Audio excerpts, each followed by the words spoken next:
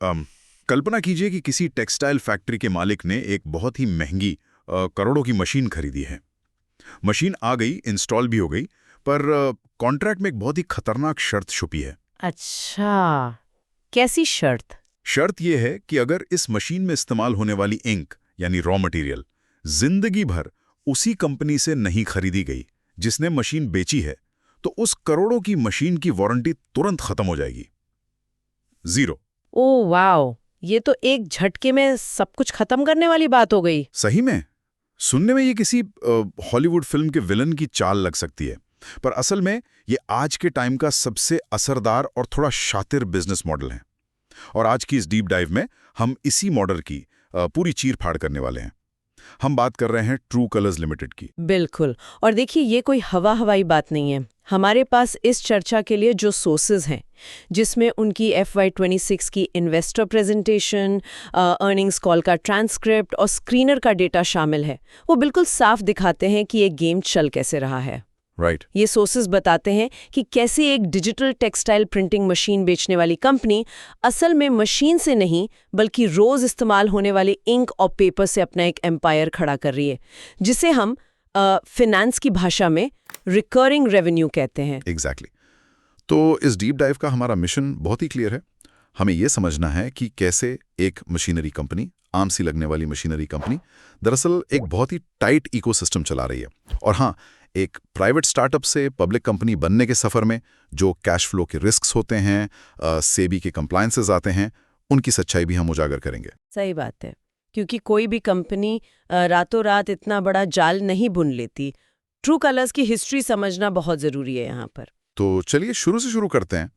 2013 में ये कंपनी आखिर थी क्या? देखिए, 2013 में ये कंपनी मशीन बेचती ही नहीं थी। वेट, क्या मशीन नहीं बेचती थी? बिल्कुल नहीं। ये सिर्फ एक सब्लिमेशन प्रिंटिंग सर्विस थी। मतलब कपड़ों के व्यापारी इनके पास आते थे और ये दिन में करीब 400 मीटर कपड़ा प्रिंट करके दे देते थे। 400 मीटर?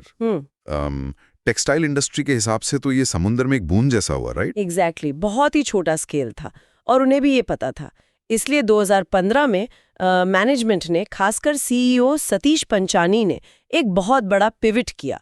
उन्होंने सर्विस छोड़कर सीधा उन्हीं ग्राहकों को मशीन बेचना शुरू कर दिया जो उनसे पहले प्रिंट करवाते थे। अच्छा, मतलब उन्होंने रियल प्रॉब्लम को आइडेंटिफाई कर लिया।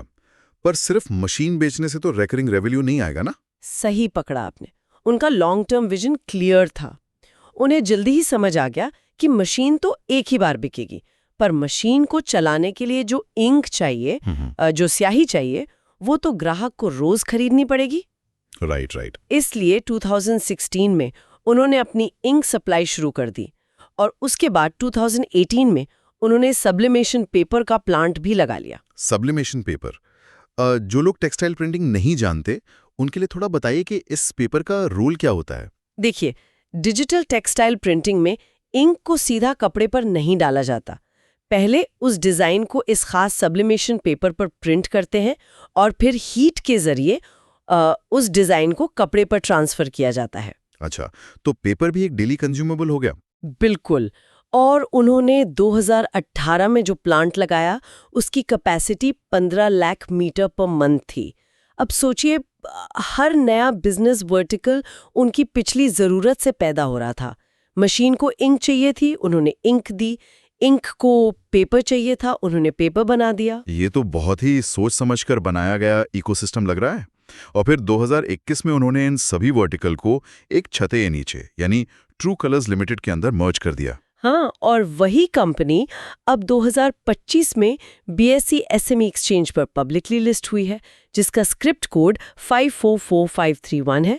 और आज इनकी पेपर बनाने की कैपेसिटी 15 लाख से बढ़कर 2 करोड़ मीटर पर मंथ हो चुकी है। 2 करोड़ मीटर, ये तो मैसिव ग्रोथ है। यहाँ पर मैं एक एनालॉजी देना चाहूँगा। ये जो इनका बिजनेस मॉडल है ना, ये मुझे वीडियो गेम कंसोल जैसा लग रहा है। अच्छा, वो कैसे? जैसे सोनी या माइक्रोसॉफ्ट अपने प्लेस्टेशन और एक्सबॉक्स को सस्ते में बेचते हैं, कभी कभी तो नुकसान पर भी, क्योंकि उन्हें पता है कि एक बार कंसोल घर में आ गया तो आप जिंदगी भर उनके महंगे गेम्स खरीदेंगे। सही बात है। इसको रेजर एंड ब्लेड मॉडल भी कहते हैं। एग्जैक्टली। और यहाँ पर सबसे इंटरेस्टिंग बात यह है कि आज मार्केट में ट्रू कलर्स जैसा कोई, जिसे हम कहते हैं ना जीरो इक्विवेलेंट कॉम्पिटिटर नहीं है। कोई एक सिंगल कंपनी नहीं है जो मशीन, इंक, पेपर और सर्विस सब कुछ एक ही जगह दे रही हो। और इसी इकोसिस्टम का कमाल उनके FY26 के नंबर्स में दिखता है। अगर हम डेटा देखें तो FY26 में कंपनी ने लगभग 301.55 करोड़ रुपए का रेवेन्यू रिपोर्ट किया है। 301 करोड़, नॉट बैड। हाँ, जो पिछले साल से करीब 29% की ग्रोथ है। और उनका एबिटा मार्जिन 15.58% दर्ज किया गया है। लेकिन इसमें सबसे अहम आंकड़ा पता क्या है? उनके कुल रेवेन्यू का 50.25% हिस्सा सिर्फ रिकरिंग रेवेन्यू से आ रहा है। वाह, यानी आधी आमदनी सिर्फ इंक, पेपर और स्पेयर पार्ट से आ रही है। बिल्कुल। मशीन बेचना तो बस एक एंट्री टिकट है और इसके पीछे का मैथ बहुत इंटरेस्टिंग है। देखिए, फील्ड में उनकी 900 से ज्यादा एक्टिव मशीन्स चल रही हैं। अच्छा। और हर मशीन के लाइफ साइकिल में लगभग हर 2-3 साल में उसका प्रिंट हेड खराब होता है या उसको बदलना पड़ता है। तो वहां से एक नया अपग्रेड साइकिल शुरू हो जाता है, राइट? एग्जैक्टली। और इसी साल उन्होंने 109 नई मशीन्स इंस्टॉल की हैं। पर इस अर्निंग्स कॉल के दौरान एक डिटेल ने मुझे सच में चौंकाया। उन्होंने इन नई मशीन्स के साथ लगभग 45 से 50 टन इंक बंडल करके दिया। वेट, मशीन के साथ 50 टन इंक? हाँ, ताकि फैक्ट्री वालों को वही इंक यूज करने की आदत पड़ जाए। ये एक ट्रोजन हॉर्स की तरह है। ये तो सच में बहुत स्मार्ट स्ट्रैटेजी है। कस्टमर लॉयल्टी बनाने का इससे बेहतर तरीका क्या हो सकता है? पर यहाँ मेरे दिमाग में एक बड़ा सवाल आता है। अगर मैं एक टेक्सटाइल फैक्ट्री का मालिक हूँ और मैंने मशीन ले ली, तो मैं मार्केट में जाकर किसी और सप्लायर से सस्ती इंक क्यों नहीं खरीद लेता? मैं जिंदगी भर ट्रू कलर से ही क्यों बंधा रहूंगा? यह सवाल बहुत लाजमी है। पर देखिए, एक्सपर्ट एनालिसिस के हिसाब से यहाँ 3 बहुत ही स्ट्रॉन्ग टेक्निकल कारण हैं जो कस्टमर को बुरी तरह लॉक कर देते हैं। अच्छा, कौन कौन से? पहला कारण वही है जिसकी हमने शुरू में बात की थी, वारंटी। इन डिजिटल प्रिंटर्स के जो प्रिंट हेड्स होते हैं उनमें बहुत फाइन इलेक्ट्रॉनिक्स लगते हैं। कंपनी साफ कहती है कि अगर आपने किसी और ब्रांड की सस्ती इंक डाली और मशीन खराब हुई तो वारंटी तुरंत वॉइड। ओह, तो एक फैक्ट्री ओनर चंद हजार रुपए बचाने के चक्कर में अपने करोड़ों की मशीन का रिस्क नहीं लेगा। बिल्कुल नहीं लेगा। और दूसरा कारण और भी प्रैक्टिकल है, कलर कंसिस्टेंसी। कलर कंसिस्टेंसी, इसको थोड़ा रियल वर्ल्ड एग्जांपल से समझते हैं। हाँ, देखिए, डिजिटल टेक्सटाइल मार्केट जो है वो मोस्टली मेक टू ऑर्डर होता है।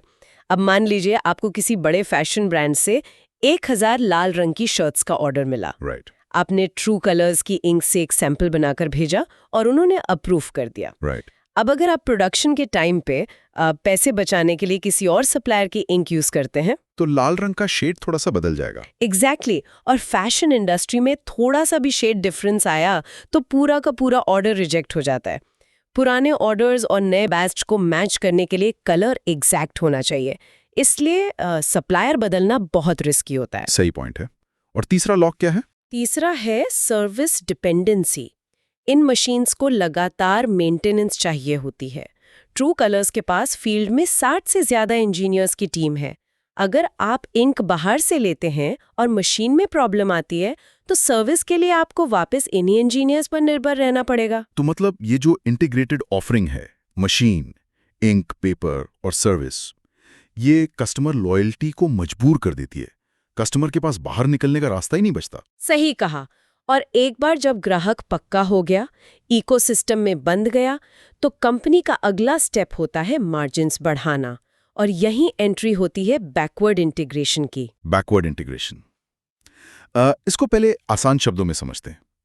अभी तक ट्रू कलर्स क्या कर रही थी कि इंक चाइना, जापान और यूरोप से इंपोर्ट करती थी, राइट? हाँ, और अब वो इंकिया इंक्स नाम की कंपनी को मर्ज करके और स्पेन के कंपनी इथिका के साथ पार्टनरशिप करके खुद इंक मैन्युफैक्चरिंग में उतर रहे हैं। इसको हम एक आसान एनालॉजी से समझते हैं। जी। ये वैसा ही है जैसे एक बहुत सक्सेसफुल कॉफी शॉप है। जी। पहले वो कॉफी बीन्स बाहर से खरीदती थी, पर अब उसने सीधा अपना खुद का कॉफी का बागान ही खरीद लिया है। हाँ बिल्कुल परफेक्ट एनालॉजी है। ताकि कॉफी की क्वालिटी, सप्लाई और उस पर जो प्रॉफिट मार्जिन है, तीनों पर उसका अपना पूरा कंट्रोल रहे। एग्जैक्टली।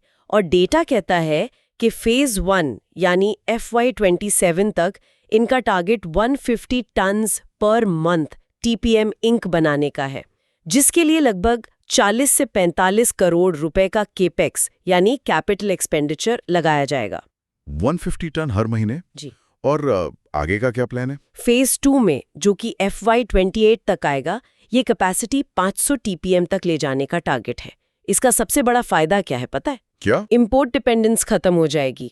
ये उनकी ग्लोबल चाइना +1 स्ट्रैटेजी का बहुत बड़ा हिस्सा है। ओह, चाइना +1 यानी सप्लाई चेन के लिए सिर्फ चाइना पर डिपेंड मत रहो, एक और ऑप्शन रखो। हाँ, और देखिए इनके पूरे पोर्टफोलियो में इंक सबसे हाई मार्जिन कैटेगरी है। तो जब खुद का प्रोडक्शन शुरू होगा तो आने वाले सालों में उनके ओवरऑल प्रॉफिट मार्जिन्स काफी ज्यादा बढ़ जाएंगे। ये आने वाले टाइम में ग्लोबल मार्केट एक्सपैंड करने के लिए उनकी एक डिफेंसिव स्ट्रेटजी है, ताकि बाहरी फैक्टर्स जैसे करेंसी फ्लक्चुएशन या चाइना की किसी पॉलिसी का असर उनके बिजनेस पर ना पड़े। Okay, let's unpack this. सुनने में तो सब कुछ बहुत ही बढ़िया लग रहा है। सेल्स बढ़ रही है, मार्जिन बढ़ रहा है, इकोसिस्टम सेट है, लेकिन हर कहानी में सिर्फ सक्सेस तो नहीं होती। बिल्कुल नहीं, और यही सच्चाई हमें उनकी अर्निंग्स कॉल में दिखी, जब मार्केट एनालिस्ट ने कुछ बहुत ही तीखे सवाल पूछे। ये नियम और एनालिस्ट्स के प्रोफेशनल स्केप्टिसिज्म ने काफ़ी प्रेशर बनाया। मैंने नंबर्स देखे हैं, और एक चीज़ जो काफ़ी अलार्मिंग लगी वो ये थी कि उनका ऑपरेटिंग कैश फ्लो नेगेटिव हो गया है। हाँ, नेगेटिव -35 करोड़ रुपीस। -35 करोड़ रुपए। मतलब सेल्स हो रही हैं, प्रॉफिट पेपर पे दिख रहा है, लेकिन कैश बैंक में नहीं आ रहा। और उनके ट्रेड रिसीवेबल्स यानी मार्केट में फंसा हुआ पैसा, जो पिछले साल 56 करोड़ था, वो अब बढ़कर 111 करोड़ तक पहुंच गया है। That's a red flag. और सिर्फ यही नहीं, उनका ROC यानी रिटर्न ऑन कैपिटल एम्प्लॉयड 36% से गिरकर 22% हो गया है। अब ऐसे में एनालिस्ट का डरना तो लाजमी है। तो आखिर ये पैसा फंसा कहाँ? Public market investors future volatility को लेकर काफी टेंशन में आते हैं जब कैश फ्लो नेगेटिव होता है। का गांधर्वा के रोल्स बहुत जरूरी हो जाते हैं। अच्छा, कंप्लायंस का कैश फ्लो से क्या लेना देना?